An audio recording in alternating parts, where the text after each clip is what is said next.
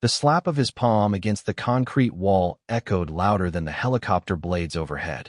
General Marcus Hale had her collar in his fist, her back pinned to rough stone, his face inches from hers, spit flying with every word.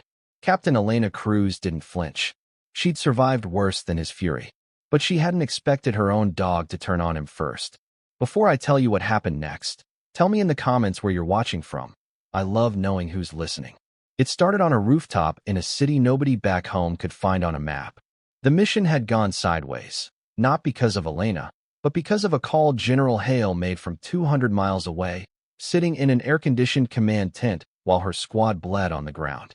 3 men down, 1 position blown, and when the dust settled, he needed someone to blame. He chose her. Elena had spent 11 years earning her place in a world that told her, again and again, that she didn't belong there. She'd outrun men twice her size in training. She'd held a wounded teammate together with her bare hands until the medevac arrived. She'd done it all quietly, without complaint, because complaining was a luxury she'd never been given. So when Hale grabbed her by the vest and threw her against that wall in front of her entire team, something in her chest went very still. Not fear. Something colder. The soldiers around them froze. Nobody moved. Nobody breathed. A senior officer laying hands on a soldier, in front of witnesses, in broad daylight, was the kind of thing careers were built to hide, not display. The men exchanged glances. Somebody's hand drifted toward a radio, then stopped. What were they supposed to do?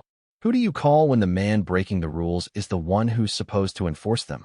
She thought she'd face this alone. She was wrong. A low growl rolled across the rooftop, the kind that didn't need translation. Titan, the squad's Belgian Malinois, 90 pounds of muscle and instinct, surged forward, teeth bared, every line of his body coiled to strike. He didn't see a general. He saw a threat closing in on the person who had raised him from an 8-week-old pup with shaking legs into the most feared asset in the unit. He saw the hands that fed him, the voice that calmed him during gunfire, the only home he'd ever known, suddenly in danger.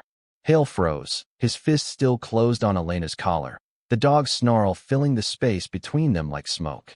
For 3 full seconds, nothing existed except that sound, the helicopter fading into the distance, the dust drifting sideways in the harsh afternoon light, the faint tremble in Elena's hands that she refused to let anyone see.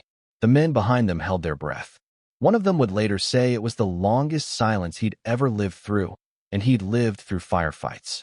Titan, down. Elena's voice cracked through the tension, quiet but absolute.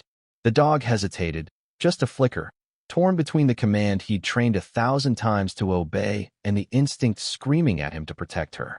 That hesitation said more than any report ever could. It told the truth nobody on that rooftop wanted to say out loud. This dog feared for her safety more than he feared disobeying her. Hale's grip loosened, not from mercy, from the sudden, dawning recognition of what he was looking at and what it would look like to everyone watching. Here is where the story asks something harder than who's right. Because Hale wasn't a cartoon villain. He was a man who'd buried friends, who carried the weight of every decision that sent young soldiers into buildings that might not let them out. His fury wasn't manufactured. It was grief wearing the mask of authority, looking for somewhere to land. That doesn't excuse what he did, but it complicates the easy hatred the moment wants to demand of you. Sometimes the people who hurt us are not monsters. They're broken in ways that spill onto whoever stands closest.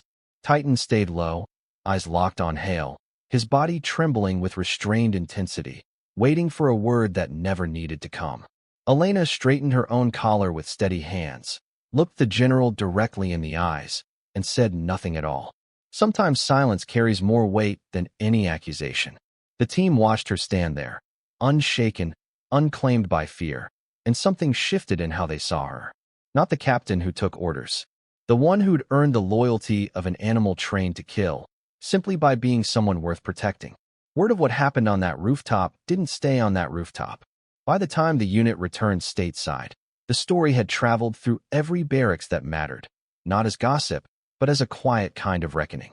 Hale was reassigned within the month, his exit dressed up in careful language that fooled no one who'd been there. Elena never spoke about it publicly. She didn't need to. Titan slept at the foot of her bed that night, and every night after, and when she scratched behind his ears, Her hands had finally stopped shaking. Because kindness doesn't vanish. It waits, and it finds its way back, sometimes on four legs and a heart fiercer than anyone gave it credit for. That rooftop, that helicopter, that single-held breath before the growl broke the silence. It was never really about a dog defending his handler. It was about what happens when the world finally sees what was always true, that the quietest people in the room are often the ones who taught loyalty how to bite back. If this story moved you, tell me in the comments. Have you ever had someone or something show up for you when you least expected it? Hit subscribe if you believe loyalty like that deserves to be remembered, and I'll see you in the next story.